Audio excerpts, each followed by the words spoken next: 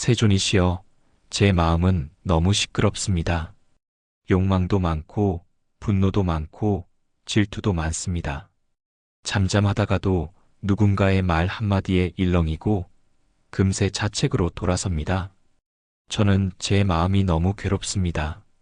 부디 이 마음을 다스리는 법을 가르쳐 주십시오. 세존께서 조용히 제자의 눈을 바라보며 말씀하셨다. 너는 내 마음이 시끄럽다고 말하는구나. 그러면 그 시끄러운 마음을 듣는 너는 누구인가? 제자는 잠시 말이 없었다. 시끄럽다는 것을 인지하는 그 자각, 그 알아차림은 어디서 오는 것인가? 그것이 바로 첫 관문이니라. 마음을 다스린다는 것은 마음을 억누르는 것이 아니다. 그것은 다스림이 아니라 억압이고, 억압은 언젠가 터져나오는 법이다.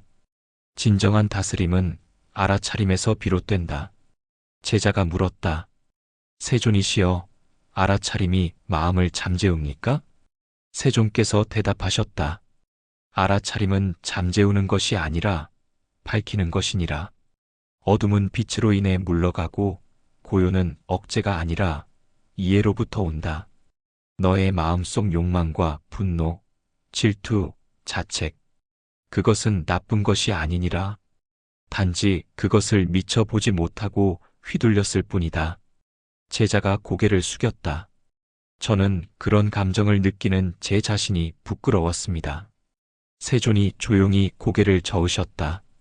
부끄러움은 자각의 그림자이니 나쁜 것이 아니다. 그러나 부끄러움에 갇혀 너 자신을 부정하면 내 마음은 더 깊은 어둠으로 빠지게 되리라. 모든 감정은 일어났다가 사라지는 파도일 뿐이다. 그 파도를 따라가느냐, 파도를 바라보느냐의 차이일 뿐이다. 제자는 여전히 혼란스러워하며 물었다. 세존이시여, 저는 파도에 휩쓸리는 것이 싫습니다. 그렇다면 저는 어떻게 해야 합니까? 세존께서 조용히 말씀하셨다. 마음은 바다와 같고 감정은 파도와 같다. 파도는 바다의 일부이지 바다의 전부가 아니니라. 내가 너 자신을 단지 한순간의 감정으로 정의할 때 너는 그 바다의 광활함을 잊게 되리라.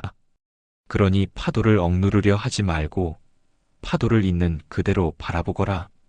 바라본다는 것은 곧 자유로워진다는 뜻이다. 제자가 고개를 들며 물었다. 세존이시여, 마음을 바라본다는 것은 어떻게 하는 것입니까? 생각을 멈추는 것입니까? 아니니라. 생각은 멈출 수 없다. 생각은 구름과 같아서 멈추려 할수록 더 흘러간다. 중요한 것은 구름에 휘말리지 않고 하늘을 바라보는 것이다. 너는 단지 하늘이 되는 연습을 해야 한다. 제자는 조심스레 되물었다. 그렇다면 세존이시여, 저는 생각과 감정을 느끼되 그것을 붙잡지 않고 흘려보내야 한다는 말씀이신가요? 옳도다. 모든 것은 지나간다. 지나가지 않는 것은 없다. 너는 단지 그것을 지나가도록 허락하기만 하면 된다. 슬픔이 왔을 때 나는 슬프다 하지 말고 슬픔이 오고 있다고 말하거라. 분노가 치밀 때 나는 화났다 하지 말고 분노가 내 안에 일어나고 있다고 보거라. 그러면 너는 그 감정이 너 자신이 아님을 알게 되리라. 제자는 침묵했다. 눈동자 속에서 무언가 느슨해지는 듯 했다. 관찰하라. 판단하지 말고 있는 그대로를 보라. 왜곡하지 말고. 그것이 마음을 다스리는 첫 걸음이다.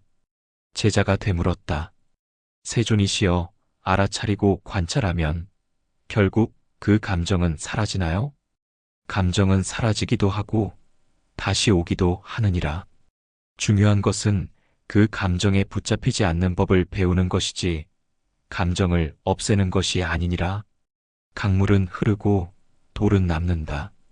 너는 흐르는 강물 위에 징검다리처럼 머무는 법을 익혀야 한다. 흘러가는 것에 집착하지 말고 머무는 것에 사로잡히지 말아라. 제자는 한참을 생각하다 물었다. 세존이시여, 이 말씀은 너무 깊어서 저는 금방 잊을 것 같습니다. 저 같은 사람은 어떻게 실천해야 합니까? 세종께서 미소 지으며 말씀하셨다. 깊은 진리는 작고 단순한 행위에서부터 시작한다. 하루에 한 번 숨을 들이쉬고 내쉬며 이것이 내 호흡이다라고 알아차려라. 화를 낼 때 나는 화났다가 아니라 화가 일어나고 있다고 말해라. 밥을 먹을 때 밥을 먹는다가 아니라 씹고 있다, 삼키고 있다고 알아차려라. 이렇게 일상의 행위에서부터 마음을 바라보는 연습을 하거라. 제자가 다시 고개를 숙이며 말했다. 감사합니다, 세존이시여. 이제 마음이 조금 가벼워졌습니다. 세존께서 조용히 말씀하셨다. 마음은 다스리는 것이 아니라 드러나는 것이다. 드러난 마음은 스스로 고요해진다. 고요해진 마음은 거울처럼 세상을 비춘다. 그 거울 위에는 아무것도 새겨지지 않는다. 그날 이후 제자는 더욱 조용히 살폈다. 숨소리 하나, 걸음 하나, 스스로를 자주 바라보았다. 그러나 며칠 지나지 않아 다시 찾아왔다. 세존이시여, 저는 제 마음을 바라보는 것이 조금 익숙해졌습니다. 하지만 세상은 너무도 요란하고 사람들의 말은 독화살 같아 그 고요한 마음도 금세 휘청거립니다. 세존은 고개를 끄덕이시며 말씀하셨다. 그렇다. 자기 마음을 다스리는 것은 첫 번째이고 그 마음으로 세상을 만나는 것은 두 번째 단계이다. 첫 번째는 내 안을 밝히는 일이고 두 번째는 그 밝음으로 바깥을 비추는 일이다. 제자가 물었다. 그러면 세존이시여, 바깥은 어떻게 다뤄야 합니까? 상대가 나를 비난하고 오해하고 욕할 때 마음은 다시 소란해집니다. 세존이 말씀하셨다. 외부의 말과 행동은 물결이니라. 그 물결이 들어올 수 있는지 없는지는 너의 항아리에 뚫린 구멍이 있는가 없는가에 달려있느니라. 저는 구멍이 많은 듯합니다. 칭찬에는 들뜨고 비난에는 쓰러집니다. 그것은 내가 여전히 자기 자신을 외부에서 찾고 있기 때문이니라. 그들의 말 속에 너의 존재가 달려있다고 믿기 때문이다. 그러나 진정한 마음의 주인은 바깥에서 정체성을 구하지 않는다. 바깥은 그림자일 뿐이고 실체는 오직 내 마음 안에 있다. 제자는 한참을 침묵하다 조용히 입을 열었다. 그렇다면 저는 타인의 시선과 말로부터 자유로워질 수 있을까요? 세종께서 대답하셨다. 자유는 바깥을 끊는 것이 아니라 바깥과 거리 두는 것이니라. 너는 비난을 듣더라도 그것을 있는 그대로 들으면 된다. 그가 그렇게 느끼는구나 하고 알아차리면 된다. 그것이 진실이든 아니든 너는 그 느낌을 받아들일 것인가 아닌가를 선택할 수 있다. 이 선택의 주인이 바로 내 마음이다. 그러면 세존이시여, 제가 억울한 말을 듣더라도 반응하지 않는 것이 최선입니까? 억울함이 들면 느껴라. 그러나 그 억울함에 빠지지 말거라. 억울하다고 소리쳐도 좋다. 그러나 그 말이 너 자신이라고 믿지 말거라. 말은 지나가고 마음은 남는다. 마음을 지키는 것이 중요하다. 제자는 고개를 끄덕이며 조용히 읊조렸다. 지나가고 남고 지킨다. 세종께서 눈을 감고 말씀하셨다. 타인이 만든 고통은 너를 흔들 수 있지만 너의 고통은 너를 부술 수 있다. 그러니 너는 늘 마음의 중심을 지켜야 한다. 중심이란 바깥에 끌려가지 않는 조용한 자리이다. 그 자리를 저는 자주 잃습니다. 잃는 것은 괜찮다. 문제는 찾으려 하지 않을 때이다. 잃어도 다시 돌아오면 된다. 그 자리는 너의 마음 안에 항상 있다. 단지 돌아오는 길이 험할 뿐이다. 그러니 수행이 필요하고 연습이 필요하다. 제자는 조용히 숨을 들이쉬었다. 세존이시여, 저는 이제 조금 알 것 같습니다. 마음을 다스리는 것은 내가 나에게 돌아오는 일이라는 것을. 세존은 미소 지으며 말씀하셨다. 옳도다.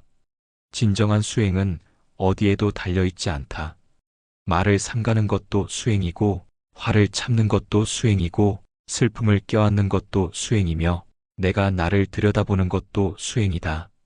이 모든 것이 마음을 다스리는 길이다. 제자는 다시 물었다. 세존이시여, 마음을 다스리는 최종의 목표는 무엇입니까? 세존께서 조용히 대답하셨다. 자유다. 세상에 휘둘리지 않고, 감정에 갇히지 않고, 자기 자신을 사랑하고 타인을 미워하지 않는 상태. 그것이 진정한 마음의 자유요, 해탈이다. 해탈이란 죽은 뒤 얻는 경지가 아닌가요? 아니니라. 해탈은 지금 이 순간에도 가능하다. 단지 붙잡지 않음, 흘려보냄, 있는 그대로 봄을 통해 너는 지금 여기서도 자유로워질 수 있다. 제자는 마지막으로 조용히 물었다. 세존이시여, 그러면 이렇게 사는 것이 가장 행복한 삶입니까? 세존께서 대답하셨다. 행복은 따로 있지 않다. 고요한 마음, 흔들리지 않는 눈, 자신에게 진실한 삶, 남을 해치지 않는 존재, 그 자체가 복이고 평화이며 해탈이다. 너는 이미 그 문 앞에 있다.